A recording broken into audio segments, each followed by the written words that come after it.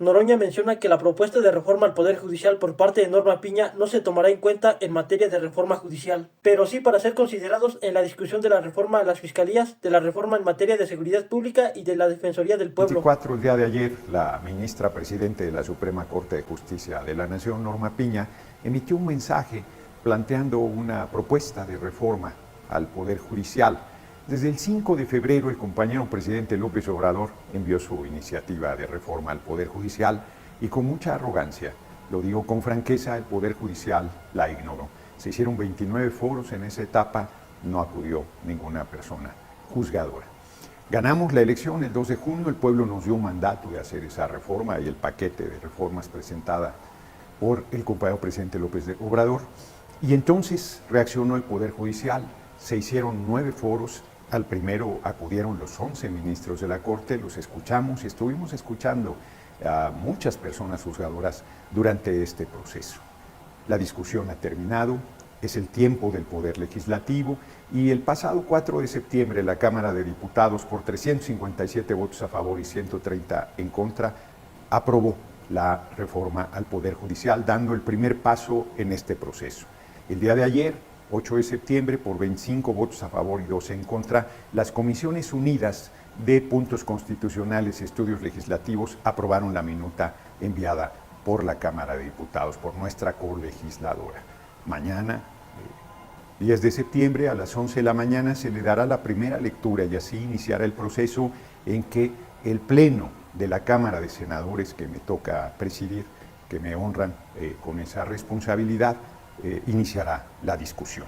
El Poder Judicial, violentando el artículo 133 y 135 constitucional y el 61 de la Ley de Amparo, que dice claramente que no se debe emitir un amparo en reformas constitucionales, ha emitido 4 resoluciones que son una vergüenza para el Poder Judicial, que son, como se conoce, una chicana jurídica con el que pretenden detener el procedimiento y asumen que el Poder Judicial está por encima del Poder Ejecutivo, por encima del Poder Legislativo e inclusive por encima del soberano, que es el pueblo. Con una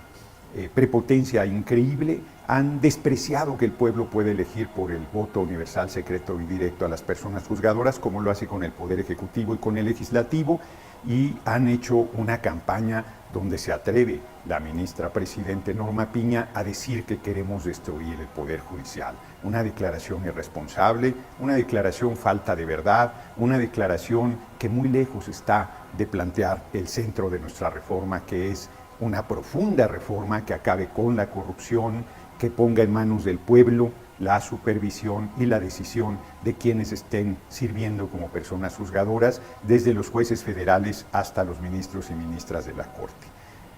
El diálogo se ha dado,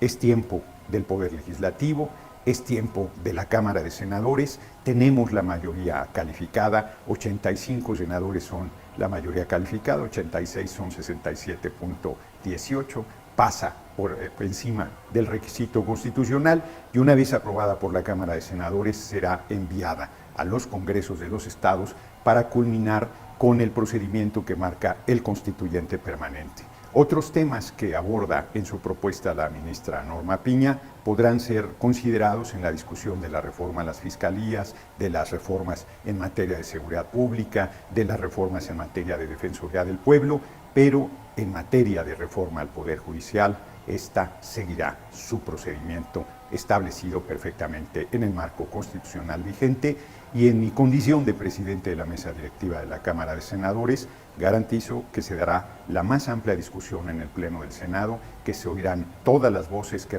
están representadas en la pluralidad de esta Cámara y que